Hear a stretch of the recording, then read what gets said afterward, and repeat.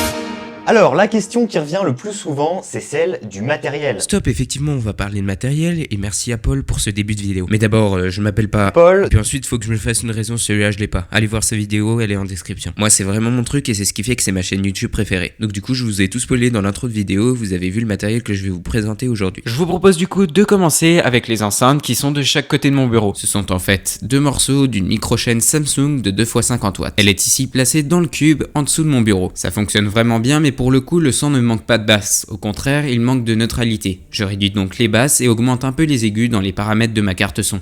On continue donc avec ce magnifique hub USB. Je viens de le recevoir ce hub USB d'ailleurs. Il est vraiment nickel, d'autant plus qu'il est en USB 3 et qu'il propose des ports carte SD. Je peux aussi poser mon téléphone dessus et ça c'est vraiment stylé.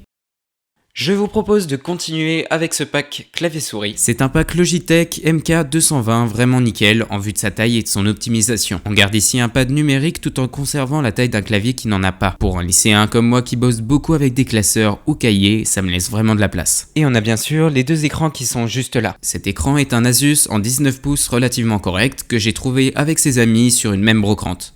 Je voulais en mettre deux comme cela sur mon bureau, en plus d'un 21/9, mais ça prend beaucoup trop de place. Et pour être honnête, j'en ai absolument pas l'utilité. Par ailleurs, je me demandais si vous préfériez un bureau avec deux écrans comme celui-ci ou avec seulement un 21/9. Je vous laisse me répondre avec le sondage qui vient d'apparaître juste là. D'un côté pratique, quand je fais du montage, ça me permet de mettre ma prévisualisation. Et celui-ci du coup, c'est un écran LG au format 21/9 de 29 pouces en IPS. Pour le coup, il est vraiment génial et je ne peux que vous le recommander. L'image est belle, détaillée et les couleurs sont fidèles à la réalité. Pour faire du montage et à 200 €, je ne pouvais pas tomber mieux. Allez, ce coup-ci, pas de transition, je vous propose de parler de mon PC. C'est donc un PC monté par moi-même dans un gigantesque boîtier Thermaltake. On retrouve dedans 8 Go de RAM en DDR4 Corsair cadencé à 2400 MHz. Un processeur AMD Ryzen 5 2600, donc cadencé en mode boost à 3,9 GHz, réparti sur 6 cœurs réels et 12 cœurs logiques. Si vous n'avez rien compris, je suis désolé, mais je vous avoue que moi non plus je comprends pas tout ce que je dis. On continue tout de même avec une carte mère Asus Prime A320 MK, une carte graphique GT 710 de chez MSI avec 1 Go dédié et pour finir un SSD SanDisk de 480 Go. Il ne reste plus que l'alimentation qui est pour le coup no name en 500 watts.